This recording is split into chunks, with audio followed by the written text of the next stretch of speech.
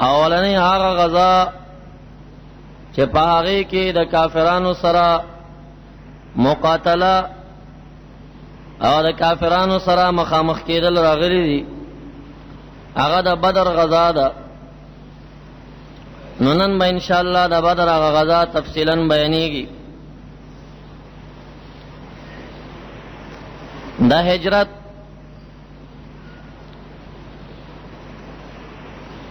په 18 میاشت باندې یعنی ربیع الاول کې هجرت شوه. دا کال مکمل اوته د بل کال د رمضان په میاشت کې. نو د هجرت د 18 میاشتې په 18 تاریخ باندې یا په 14 تاریخ د بدر غزا جوړه شوې ده.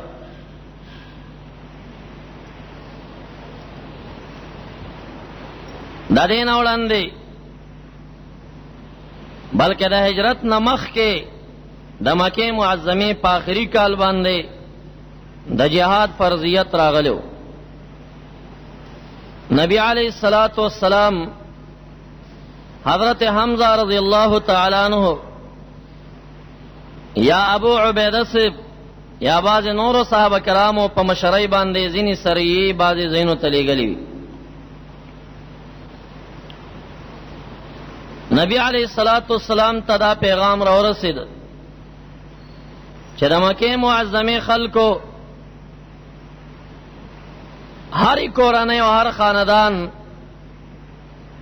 ډېر زیات قیمتونه شام ته لېږلي دي او یو لویه قافله یې د تجارت برابره کړې ده. 10 کسان د دې قافلې سره استازي ولار روانو. ټوله قافله په زرو اوښانو باندې مشتمله وه. غریب نه غریب کور د مکې معظمې هغه و چې په دې کې یو مسقال سرو زرو قیمت لېږلی و. ورنه داسې خاندانونه ورکیو چې هغه په سونو مسقال سره زر په دې کې د تجارت دپاره لېږلي و. نو نبی علیہ الصلوۃ والسلام 2 کسان طلحہ ابن عبید اللہ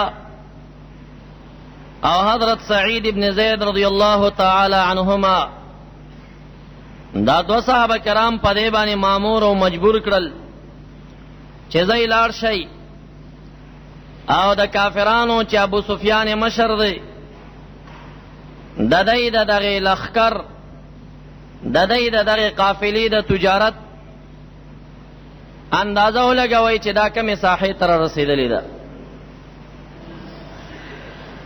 صحابه کرام د شام مشهور لار چې مکه معظمه ته تللی و دا هغې په خوا شا کې غزمې کولی. کدا قافله په منګ راشي چې رسول الله مبارک ته خبر کو. د نبی علی السلام دا اراده و چې دا قافله پړې ارسه باندې بار د دابت راستنه کم چې کله د کافر سره د جنگ اعلان وشنو بیا به مالم ته اخلي او چې بمخه درغې نو وجنی به پدې به د مسلمانانو تقویوش. س پیغام دې دوړو صحابه کرام ورانوړه. یو 2 نور کسان نبی علیہ الصلوۃ والسلام لګل. بس ابن عمر او عدی ابن ابي الزغباء رضی الله تعالی عنہما دای دوړو ته وی چې تاسو دوړ لاړ شئ د ابو سفیان د قافلې خبر را تراوړی. د بدر سره نږدې یو کویو قافلې بچ څومره راتلې نو بدر ته به ضرور ذکر راتلې چې د بدر نه بیا د مکې معظمې پورې په لاره نږدې اوبه نه راتله. دلته به خپل اوخان او ځانونه په اوبو سیراب کړل نو بیا بتلل دلته یې واړول. ابو سفیان بدر سره نږدې د یو غره په اړخ کې قافله هلته واړوله. جدي نومې یو کس و هغه ته یې ویې لاړ شه د بدر کوهي ته معلومات راوړه چې دلته د نبي علیه السلام څه استازي خو به نه راغلي. هغه ته هلته ګونګوسی رسېدلی چې دا قافله به مروغه نه تیریږي. جدی چراغ دا بس او دا عدی بن ابی الزغبا رضی اللہ عنہما سره ملاقات شو خو خبره وسونه کړی دلته یو دو زنانه وی دا غینه دي صحابه کرامو تاسو که تاسو ته معلومات شته دلته قافله راغلی یا نه ادو جن کو ورته وی چې راغلی نه د خلند شپو کې به قافله را رسیږي جدید دې تلاش نه ګمانو که چې دا دو کسان ولی پښتنه کوي دې کې څه چللی دوړه صحابه کرام ستانه شو نبی علی السلام په اړه باندې جدی په جلتې سره لاړ ابو سفیان ته وی نور نیم خبر خود دو کسان رااله د زنانو تلاش کولو دې کې څه خبره شته ابو سفیان ډېر خيارو قافله دغه په اړه خیال ته چوکړه راغه وې دې دواړو کسانو خپل او خان کمزې کې سملولیو وې دغه ځای کې الته او پچ پرتا و دوه اپچ راواخسته چې ماته کړه پای کې دنه د کجوري زړیو ازړې چې وکړو والله العظیم دا د یثرب کجوره ده دا خلک د یثرب د مدینه منورې د دې نه معلومات قافله استنکړه د بحر پاړخ باندې او د دې لارې نه چپ ډېر په لري لار باندې راتا وکړه پدې رانغی لیکن یو کس د دمدمه په نوم باندې هغه په اوخ باندې سور کچې جلتې سره مکه معظمه تلاړ شه او چې کله اورسې نو خپل گریوان او جامې وشلوا او د جبل ابي قبيس په سر اودرېګا او د واویلا چغي وها چې نر خزه د مکه معظمه راغون شو بیا ورته وای چې تاسو ټول مال محمد رسول الله لوټ کزر روزي استاد یې التولېګ پدې یریده چې رشاد اړه خراب پسې سوکرانش نبی علیہ الصلوۃ والسلام د مدینه منورې نه را روان ش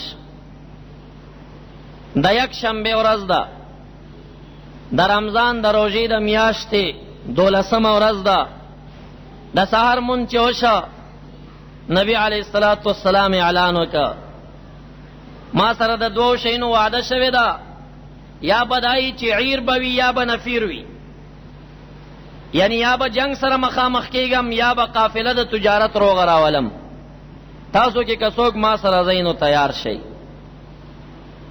درلس د پاسه 300 صحابه کرام روتل پغاړو کې توریا چولې وی نبی علیہ الصلوۃ والسلام تراله یا رسول الله مونږ تاسو سره زو التا د نبی علیہ السلام ترور د عباس صاحب خور د بیبي عاتکه د شپې خوب ولید مکه معظمه کې چې د جبل ابي قبيس په سر باندې یو سړی په اوخ باندې سور دی یا د بطحان راخکاره شو आवाज وکړ واویلا آیا د مکه خلکو راغون شي پدریش پو کې خپل مړی راغون کوي بیا حرم شریف ته دن نشو او بیا د غره ته وخته جبل ابي قبيس ته یو کانی تیلته ورکړه خوب ګوري دا کانی زره زره شو او د مکه معظمه هر کورنۍ تر دې کانی زری ورسېدي سار اورور ته وی عباس صاحب ته چې بیګامې دا سي عجیب خوب لیدل دي خو چا ته وای ما ولید د عباس صاحب مخکنیان دیوالو هغه ویل کوي دا سه خوب زمون خور لیدل دي خدا حل چاته مویا هغه لاړو ابو جهل عند لوی کافرانو سره په مشوره ناس دي ولید ورته وای د عباس صاحب خور بی عاتکی دا سه خوب لیدل دي ابو جهل لعن غصش راغه حضرت عباس صاحب ته دروازه وټکولا هغه بهر تراويستو او په سخت الفاظ ورته وی اما رضیتم ان تنبأ رجالکم حتی تتنبأ نساؤکم دومره کافی نه ده چې نارینه هم د پیغمبري داوی وکړي اوس تاسو خاندان کې خزم د پیغمبري داوی کوي سخت خبره عباس سے توکړي دریش په بز انتظار کوم کدریش په کې څه خبره مې وانه اوریدا بیا بز داسې لیکم یو خط بلیکم او تاسو په دروازه به ځوړندوم چې پټولو عربو کې د رسول الله د خاندان نه دروغجن خاندان نشته دی لایزه عباس صاحب خفده بیبي عاتکه ورته وی تا تماوي چې ګوره دا خوب دې چاته مویا دا خاندان جنکی راغونډ شوی.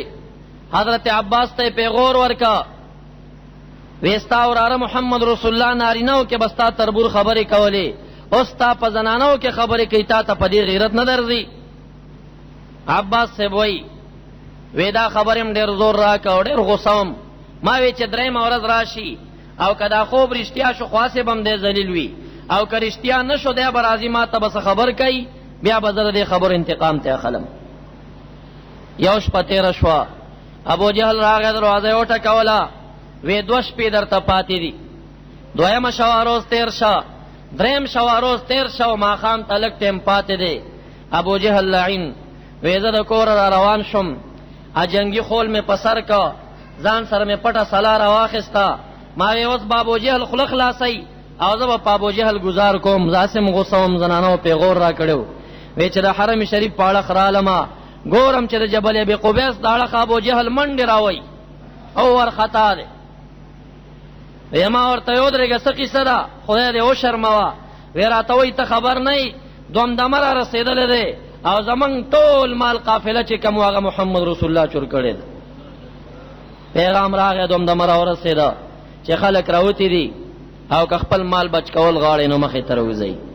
اعلان وکا یا برا سره جنگ ته ځي او که څوک جنگ ته نه ځینو هغه به د یوم د جنگ کون کی قیمت ور کوي. 900 کسان کافران برابر شو. عتبہ و شیبہ اراغله دا دواړه اگر که کافرانو خو لیکن ډیر متشدد نو. ابو جهل توي منگ تدا سے پیغام راغلے چې ابو سفیان قافله چپه لګلې ده او چار کله قافله ستنه شوې ده نو مزه جنگ تا. عقبہ ابن ابي معيط یو چادری او برقه پیدا کړه او دی ابو جهل لعین درنجو کسوړه پیدا کړه. عتبہ ته راوړ، عقبہ ابن ابي معيط ورته وای ها دا چادری واغوند ته خو خزای. ابو جهل ورته دا کسوړه ورکړه، سترګې دې تورې کتا سه مخزل تخپل سترګې توروا. عتبہ پدې کې غوسه شو، ورته وای د بدر میدان کې به زما واست پته لګيږي. په غوسه روان شو. شیبه ورور وایم را روان کا، ولید ور راو هغه را روان کا اور اي واسطه یا زویو.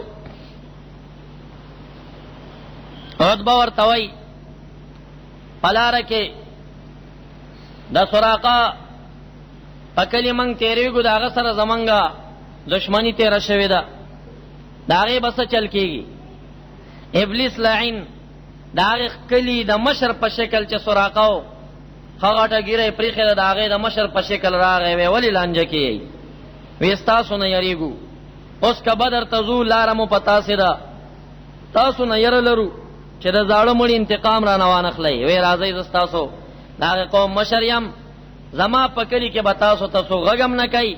د لاس نه ابو جهل لعین ونی وزان سره روان ک. دا لعین تراغه زی روانو خید بدر میدان ته ورسول او چې کله جبرئیل علیہ السلام سره د فرشتو را کوشنو د خولی د کنه د چې دا حل ولید و انی ارا ما لا ترون. قران لسمه سفاره کې د دې وضاحت کوي وَإِذْ زَيَّنَ لَهُمُ الشَّيْطَانُ أَعْمَالَهُمْ. هغه وخت یاد کوي چې خسته کا مشرکانو ته شیطان عملونه ددای، شیطان او تویډر خکار کې لګیای روزي. وقال لا غالب لكم اليوم من الناس. او شیطان وعده سو کچ پتا سو باندې نمرز د خلکو نه سو کم غالب کې دینش. وانی جار لكم یقینا زستا سو امدادی عمر غریما راځي. فلما ترات الفئتان نكس على عقبيه. هر کله چې دواړو ډلو یو بل سره ولیدل، ابو سفیان ډلې او د ابو جهل ډلې او د نبی اسلام ډلې خپلو کې یو بل ملاقات شو. نکس على عقبيه پپنو شیطان رستو شو تختیدا او مخرا واړو انی بریء منکم انی ارى ما لا ترون. اے مشرکانو د تاسو نه بیزاریم، ما ته یو څه په نظر راځي چې تاسو یې ګورئ نه. فرشتي ولیدي، تاسو ته فرشتي نه ښکاري، فرشتي نازلې شوي دي. ایسه سراقه چې د کافر په شکل ورته راغلی ابلیس تلاړ او دې دومره لري او تخته حتی کې چې ساحل د بحر ته ورسېده او چې بحر ته ورسېده رستو یو کس ایمان راوړی دی وېزه د بحر په غاړه ولاړم چې سراقه راغی دا لاسونه داسې اوږده کړه او چغې ووالې چې خدایا تا چې څه وعده کړې وه همغه دې وکړم داسې چغې د خولې نه ختې وی لږ رستو مې چې وکتل بیا نه ښکارېده وی ما وی دا خو سراقه نه دی دا خو څوک پیری دی رستو مې د رسول الله مبارک نه واورېدل چې دا ابلیس لعین د سراقه په شکل دلته راغلی او تختېده انی اخاف الله و زه د خدای نه یریږم دی میدان ته راورسول نبی علیه الصلاة والسلام د هغې اړخ را روان دی دواړو استازو ورته خبره داسې وکړه چې داسې یو کس راغی خو غالب ګمان زمونږ دا و چې دا د ابو سفیان د ډلې د لښکر څوک و نبی علیہ السلام ته دا پیغام ورسېده چې قافله ستنه شوې ده خو یو ځل به بدر ته حاضري کو صحابه کرام ورسره دي روان دي یو مقام ته ورسېدل پاره کې یو باندې چې دی اوخه د مخ لاس نه نیولې ده پړې لاس کې نیولې ده اوخه را روانه ده دی ورته وایي قافله چرته ده وی دا چا قافله وی دا ابو سفیان وی تاسو څوک یې وی موږ د محمد رسول الله صلی الله علیه وسلم مرګریو وی محمد رسول الله تاسو کې شته دی وی یاو وی ماته یو خای نبی علی السلام تراغه وی ته د الله پیغمبر وی یاو اوخه ته ګوتونی وای زما دا اوخه د دې په خېټه کې څه شي دی رسول الله مبارک په پوښ خو غلش حیا وراله د نبی علیہ السلام یو غلام او سلمہ ابن سلامہ ابن وقش نامه هغه ورته وای تب محمد رسول الله دا اعتراض جواب خو زم در کولای شم نکحتها فهي حبلى منك دی اوخي سره تابتکاری کړی دا د دې په خېټه کې ستا مرداري پرته ده دی وی صحابه کرام په سن پوي انبیا په سن پوي رسول الله مبارک ته حیا ولا لګاګیونه کړ خود رسول الله یو غلام جواب ورکې ویتا او ثبتکاری کړی داغې نه سپراته نبی علیہ السلام په خفش صحابي مبارک ته وی افحشتر رجل ډېر بد کنزل ورته وکړه د صحابي مبارک نه مخ واړو نه ما چورته جواب نه ورکو تا ولي ورکو نبی علیہ الصلوۃ والسلام مبارک را روان دی میدان ته چرور سیدل تاسو کې کافران کم زیدي پیغام اور تراغه چې د غونډې پاغه اړه کړي رسول الله مبارک پدا سه میدان واړول چې هغه او چکلکا مټینا خټاوه صحابي مبارک راغه یا رسول الله دا تاسو ته د خدای نه واحده او که تاسو د جنگ د چل د وجنه دازه مختار کړی دی وینا دا خدیعه دا چل دی وی یا رسول الله دا د جنگ زینه دی کباران در باندې وشه اسونه به خوېږي پیدارو کسان به مزل نشي کوله دا خزانه ده لګ د دینه کوشلند خړګی تا لند اوار ده تلارشا او دا سیاړخ کې چې وبوته هم نږدې او دا شګلن ده پدې چې کله باران وشي نو هغه به جنگ ته جوړ شي کافران براشي په مټین دی باندې بشي دا غي باسونه مخوېږي پیدا کسان مې خوېږي رسول الله مبارک خاموش شو جبريل علیہ السلام راغی وی یا رسول الله دې صحابي چې کوم راي درکړه خدای تعالی و اداره یا خدا په دې عملو ورکو شو غزیتا رب ذل جلال باران را واسطه هوا غلطه شګه راغون نکړه خسته خسته ډندو کې ځان ته جوړ کا اده بدر د کوی وب خودم رضیات نه وی چې دومره سونو خلکو ته دورس لګ وخت چې دا غین او بوس کل شاو چې شوي او دا ډندو کې صحابه کرامو سره ډندونه ډک پاتې شو کافران به وبو پاتې شو غي سره بیا وبنوي پاور میدان کې وبن ټینګي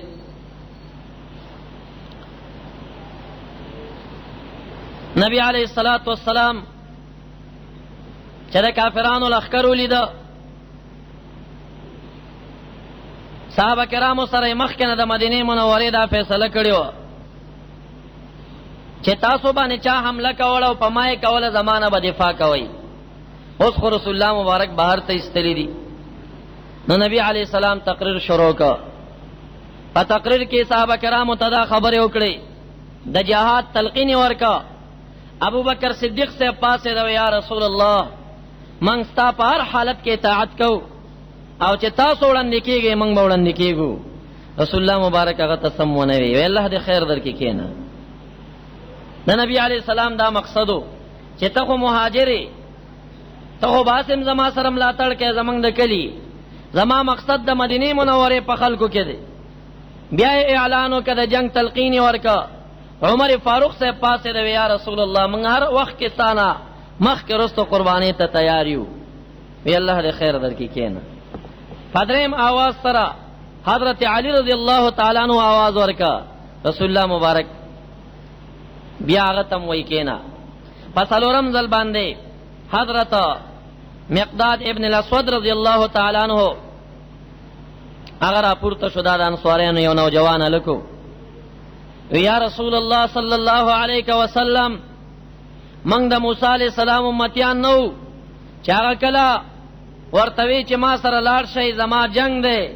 قومیان ورتوی فذهب انت وربک فقاتلا انا ها هنا قاعدون. تو رب دلار سے ہو جنگیږي موږ بدل تناسنا موږ ستاو متیان یو موږ با نقاتل امامک وخلفک ويمينک وشمالک. ستا مخته ستا شاته ستا خیړه خو ستا چپړخ به موږ جنگیږو موږ ستاو متیان. صحابه کرام وای رسول الله مبارک دومره خوشحال شو چې موږ مخته وکتل سه سرو پړقې در خوشالینا. د انصار صحابه کرام وای زمنګ هر یو پزړه کې دا تمنا وراله چې کاش دا جواب رسول الله ته ما ورکړی وي چې نن محمد رسول الله زمانه ډېر خوشحال شوی وي. نبی علیہ الصلوۃ والسلام شپه د منځو شو. د شپې نه صفونه تیار کړو. سحر کې چې کافران یو دم راخکاره کیږي چې زمنګ صفونه برابرۍ. 313 صحابه کرام دي، 900 کافران دي. هغه بدبخت سره ټول زغره 200 زغری ور سره دي او مسلمانان چې کم دي څوک و یادې څوک ول څوک دو یادې دا زغری دي. دا غي سره سل اسونه یو روایت کې راځي بلکې 200 او صحابه کرامو سره 200 دي او د کافرانو سره 900 خان دي او صحابه کرام چې دي د دې سره بعض روایتو کې خود راځي او په بعضو کې او یو خان راځي چې دې سره او یو خان دي. خو په هر لحاظ سره صحابه کرام ترونه کمزوري دي، د سلانه کمزوري دي، یو ناصافي د کافرانو سره مخامخ شوي دي. صفونه برابر کړو. 3 جنډې نبی علیہ الصلوۃ والسلام جوړ کړې. د دې نمخ کې لا جنډې نوې تړل شوې د جهادونو. اوله جنډې د مهاجرین بیل کړو. یو صف ورنه جوړ کړ چې ما سره د مکه معظمه کوم مهاجر راغلي دي. دا غي جنډه حضرت مصعب ابن عمر رضی الله تعالی عنہ تلاش کې ورکړه. بیاغه جنډه بتا سره. دویمه جنډه د مدینه منورې خلک دو قومو اوسیان او خزرجیان. د خزرج د قوم جنډه حباب ابن المنذر رضی الله تعالی عنہ تلاش کې ورکړه. دا اوسیانو جنډه حضرت سعد ابن معاذ رضی الله تعالی عنہ تلاش کې ورکړه. 3 صفونه برابر کړه. او نبی علیہ الصلوۃ والسلام مبارک چې کله صفونه برابر اول پدې صفونو کې 3 کسانو چې دا مبارکان لک کاګه ولاړو. 3 واړه نبی علیہ الصلوۃ والسلام سره یو غشو او سو کوئی چې امساوا پدې امسا باندې داسې وهل. دا 2 صحابه کرام خاموش شغلی شو هیڅ مونوي. دا یو ورته پاغه میدان کې وای یا رسول الله اوجعتنی زه خو ډیر خو کړم.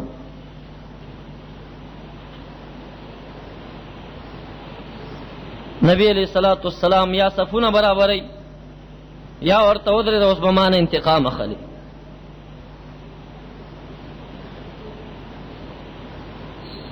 هغه ورته وای یا رسول الله ستا په وجود خو قمیص دی زه خو بربن یم. نبی علیہ الصلوۃ والسلام لمن راوچته کړه. دیکھو تا خوا کافران ولاړ دي، دیتا مسلمانان صفونه تیاری، دی صحابی مبارک نامه چوا.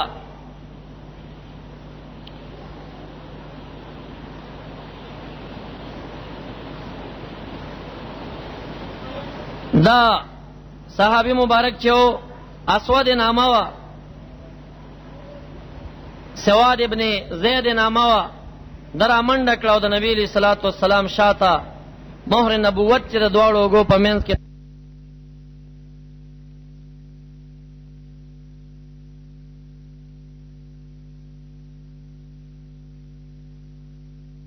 یو ځل ستا د وجود سره ولګېږي که الله ستا د وجود په برکت ما ته مغفرت نصیبه کړي. او دا دوه صحابه کرام چې حضرت زید او حضرت عکاشة رضی الله تعالی عنهما و، دې دواړو مبارکانو دا خبره زړه کې وساتله. کله چې رسول الله مبارک وفات کیږي او د هغې نه مخکې جومات ته راووته، اعلان یې وکړه چې چا په ما باندې څه حق ما نه انتقام واخلی. هغه ځای کې حضرت عکاشة رضی الله عنه راغی، یا رسول الله د بدر میدان کې زه په امسا وهلی اوس به زه انتقام اخلم. نو عکاشة صاحب او څوک وایي زید صاحب بیا په هغه ځای کې خپل انتقام څه بلکې د نبي علیه الصلاة والسلام هغه مهر نبوت یې ښکل کړ. او نبي علیه السلام د عکاشة په شان کې وفرمیل څوک چې د جنتي تندي ته ګوري هغه د نن د حضرت عکاشة تندي ته وګوري. صفونه برابر شو، دعا سنو.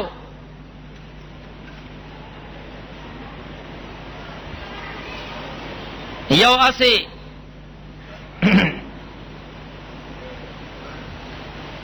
مقداد ابن عمرو الحمدانی ته ورکړه، او دویم اسی مرصد ابن ابي مرصد الغنوي رضی الله تعالی عنہ ته نبی علیہ السلام ورکړه. رسول الله مبارک یې وړخته شو، یو سفر ورته داسې جوړ شو، په دې سفر کې دننه په مانځه باندې ودرېده.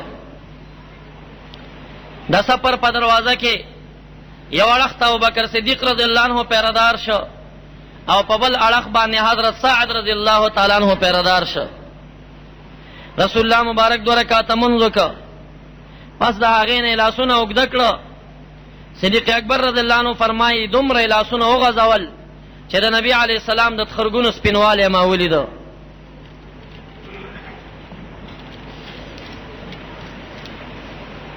دعا کوي الہ العالمین، مکہ معظمہ کې 13 کاله دعوت میں وچلو، او مدینہ منوره کې 100 کال دعوت میں وچلو.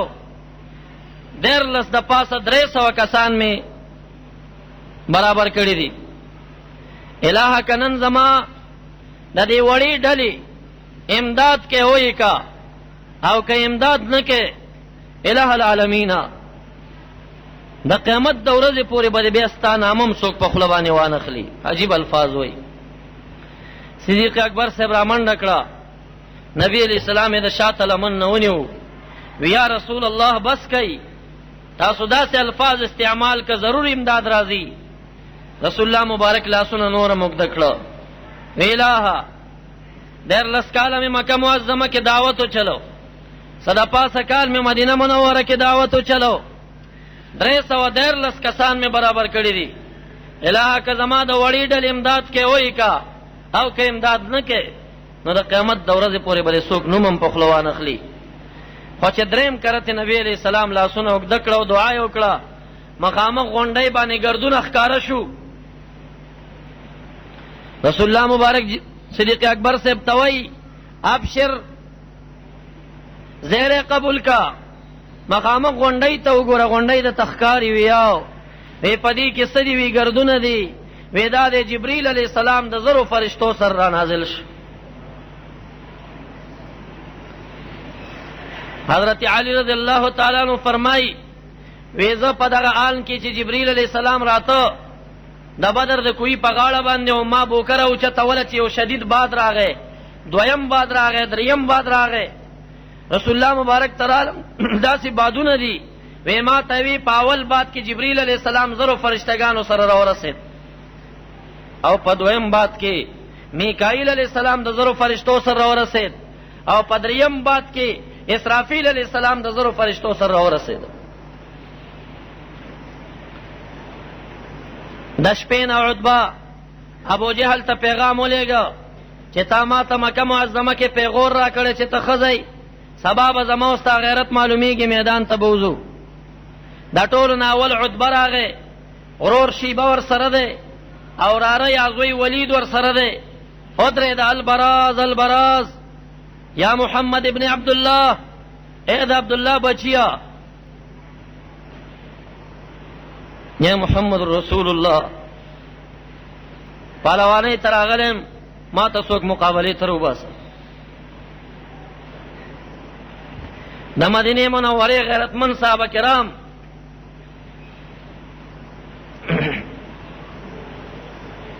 دا ټولو نه اول مقابلې ته وځي. حضرت معاذ رضی اللہ عنہ، معوذ رضی اللہ عنہ، عبداللہ ابن رواحہ درې واړه راووتل، توري غاړو ته اچولي دي. وی یا رسول الله اجازت وکړئ د دې درې واړو کسانو مقابلې ته موږ وځو، موږ د یوې کورنۍ یو. رسول الله مبارک چې ورته وکتل، وی تاسو لږ غلي شئ. عتبه آواز وکړ، تاسو څوک یئ؟ وی موږ د مدینې منورې انصار یو. وی تاسو زموږ سیل نه یئ، موږ ته به د محمد رسول الله د خاندان خلق روزي. نبی علیہ السلام پاسېده، قم یا حمزه، قم یا علی، قم یا عبید ابن الحارث. خپل تر حضرت حمزه ته आवाज وکړه، اے حمزه رضی اللہ عنہ پاسېږه. تر زوی حضرت علی صاحب ته आवाज وکړه پاسېږه، او عبید ابن الحارث ته आवाज وکړه چې پاسېږه. درې واړه د خپل خاندان کسان راووتل، په سر باندې جنگي خولونه و. عتبه ونه پېژنده، وی د اثر نم ټوپیګانې لږ لرې کوي چې موږ هم وپېژنو چې تاسو څوک یئ. حضرت حمزه ورته وایي انا حمزه ابن عبدالمطلب، زه د عبدالمطلب زوی حمزه یم، د محمد رسول الله تره یم. حضرت علی صاحب ورته وایي زه د ابو طالب صاحب زوی یم، حضرت علی یم. عبیده بن الحارث ورته وایي زه عبیده یم. ویاو ډېر ښکلی سیل اوس راووته. همغه وه چې عتبه او حمزه سره په مقابله شو، شیبه او عبیده ابن الحارث په مقابله شو، ولید نوجوان او حضرت علی صاحب هم تازه ځوان و، دا دواړه په مقابله شو. د لږ ساعت جنگ نه رستو حضرت حمزه په عتبه باندې کامیاب شه، مردار یې که. حضرت علی صاحب په ولید باندې کامیاب شه، مردار یې که. او شیبه چې و په عبیده باندې راغی، حضرت عبیده یې په دې پونډۍ باندې ووهه، پونډۍ یې زخمي شوه. حضرت حمزه صاحب او حضرت علی صاحب را فارغ شو، دواړه راله او شیبه یې په شریکه مردار که. درې واړه کسان مردار شو. د دې نه وروسته شدید جنگ شروع کېږي.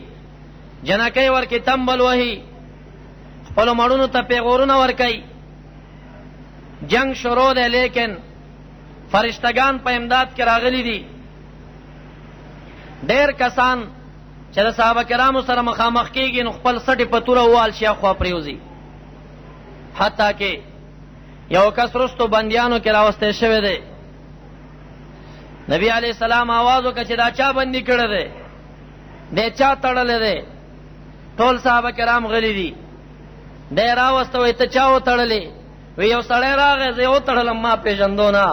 نبی علیہ السلام دا یو فرشته راغلی ده، فرشتې تړلی دی. عکاشہ رضی اللہ تعالیٰ عنہ مبارک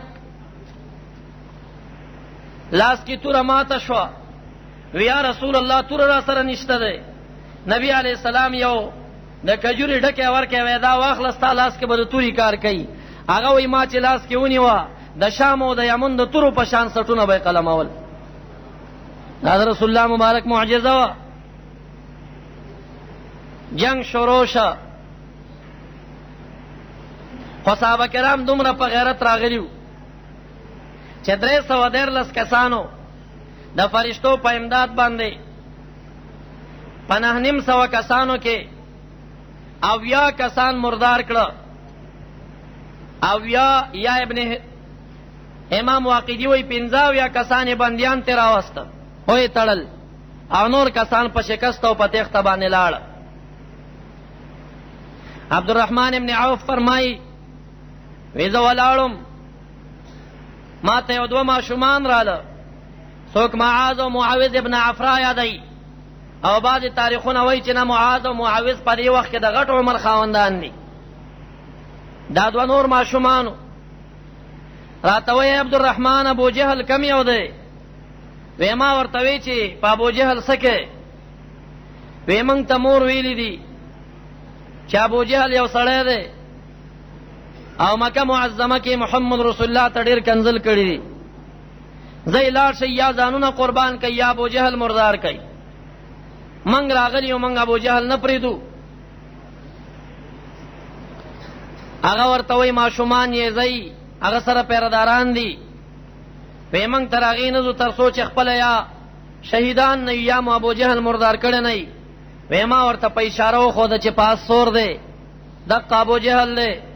عبدالرحمن ابن عوف فرمایي زه بل اړخ ته لاړم چې مخ مې راواړو چې قتل مې واړه ماشومان د بازانو په شکل حمله ویوړه او ابو جهل لعین باندې گزارونه وکړ چې ما قتل ابو جهل لاندې راس نه راګزار شي. اکرمه ابن ابي جهل راغی په دې یو ماشوم یې گزار وکړه د ماشوم مټو لګېد هډوکی مات شه پوټکی پاتې شه د قدم د لندې کې خو د رایخ کلاس لرې وغورځو او په چپ لاس باندې بیا د هغې مقابله یې شروع کړه. خو بالاخره کافرانو تښتېدل او یا کسان پکې مردار شل 15 یا 20 بندیانو نیول شو. امیہ ابن خلف د هغه لعینو چې کم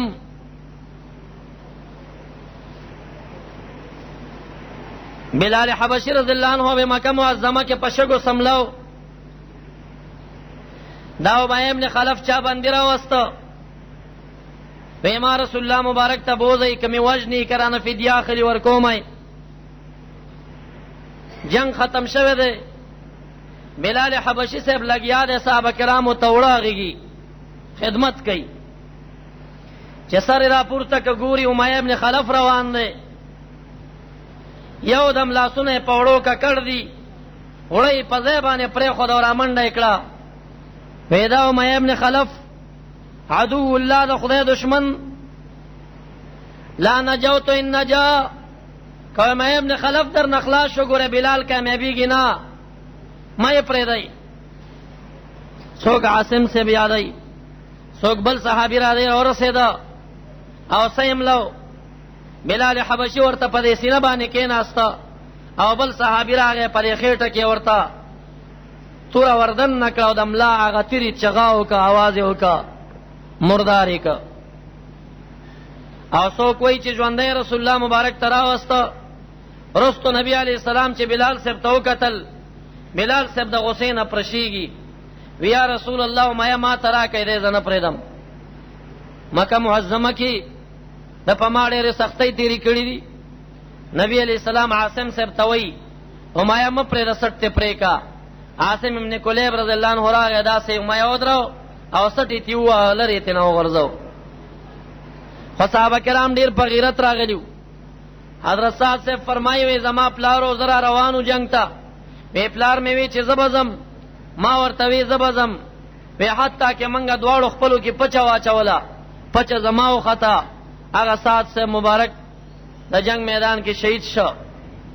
حارثه ابن سراقه یو بل صحابي دی پلار وفات شوی دی د یو کونډه بچی دی یتیم دی چې رسول الله مبارک مدینه منوره کې اعلان وکړ چې زه بدر ته ځم ما سره څوک ځي دی راغی مور ته وایي مور ما ته اجازه وکړه زه محمد رسول الله سره جهاد ته ځم مور په ژړا شوه ما ته ډېر ګرانې اوس ته ما پرېږدي ما نه روانېږي هغه ورته په خپو کې سملاسته زارۍ ورته شروع کړې ډېر زیات عذر ورته وکړه چې خیر نن مې پرېږده مور ور باندې رحم راغی وی بچیه لاړ شه خو که ژوندی پاتې وي زر به ما ته راځې ستا فراق زه نشم برداشت کولی اتفاقي د بدر نه اوبه راوباسي صحابه کرامو غشي ویشتل په خطایي کې د صحابي نه ولګېده مبارک شهید شو. څوارلس صحابه کرام په بدر کې شهیدان شوي دي یو پکې دی شهید شو. کله چې صحابه کرام مدینې منورې ته را روان دي یو کس چې راځي مورې کونډه ده د بچی په غم کې بهر ته راوتلې ده مدینې منورې نه د قبا پورې منډې راوالي دي هلته ولاړه ده او چې یو مجاهد راشي ورته وایي زما زوی حارثه ابن سراقه څه شو وی موږ نه دی لیدلی بل نه تپوس کوي حتی کې پشمار 200 صحابه کرامو نه تپوس وکړه 200 صحابي ورته وایي قد قتل امر شوی دی وی شهید دی وینه شهادت غټه خبر ده هغه د یو بل مسلمان نه لګېدلی دی یو دمې په ژړا لاس پورې وین رسول الله این رسول الله محمد رسول الله چرته دی هغه ورته وی دا دی رستو را روان دی زنانه منډې کړې محمد رسول الله ته ورله ورته وی رسول الله صلی الله علیه وسلم زر زر راته ویا کزوی می شهیدی خو نه جاړم او کزوی می شهید نه وی نو زه به خدای ته وخایم چې په ځان څه نخرې کوم. مقصد دا و زه به ګریوان شلوم، زه به جاړم. رسول الله مبارک غلی دی. ورته وی زنانه ستا څه مطلب دی؟ وی دا راته وی زوی می شهید دی که نه؟ که زوی می شهیدي ووایه او که شهید نه یي نو خدای ته به زه وښیم چې په ځان څه کومه. په درېیم کرت باندې چې دا خبره وکړه رسول الله مبارک ورته وی اے ساده زنانه ستا دا ګمان دی چې یو جنت دی؟ یو جنت نه دی، انها لجنان، جنتونه ډیر دي. وان ابنک لفی جنت الفردوس الاعلی، ستا زوی چې دی دا په جنت فردوس اوچت کې دی او هغه جنت الفردوس چې د هغې په چت باندې د خدای عرش دی. صحابي مبارک راوي وی د دې زنانه غیرت ته حیرانم، وی یا دا اوښکې په دې مخ را روانې وي خو چې رسول الله مبارک ورته وی چې زوی دې جنت کې دی وی حق اوښکې چې په دغه ځای وچې شوې دا اوښکې راونه څڅېدې. وی یا رسول الله بس نور نه جاړم چې زوی مې په جنت کې دی. نبی علیه الصلاة والسلام زنانه بیا هم په زوی خفه وه. یوه خور وه د دې صحابي د دې لور وه، هغه ډېر زیات ژړل. نبی علیه السلام ورته وی لږې اوبه راوړئ او داسې وکړه، بیا یې په خوله کې اوبه واچولې، غرغړه یې وکړه، لاس یې په اوبو کې ووهه، بیا یې زنانه ته وی دلته راشه، اوبه یې زنانه ته په دې لور ته خوله کې واچولې او بیا ورته په سر باندې واچولې. هغه زنانه فرمایي وی یا مې د زوی غم په زړه کې و یا د محمد رسول الله اوبه چې را باندې توی شوې، زه داسې نه وم خبر چې زما هم کوم زوی چېرته و شهید شوی دی. ډېره زیاته خوشحالي په ما باندې راغله. نبی علیه الصلاة والسلام مبارک واپس را روان شه.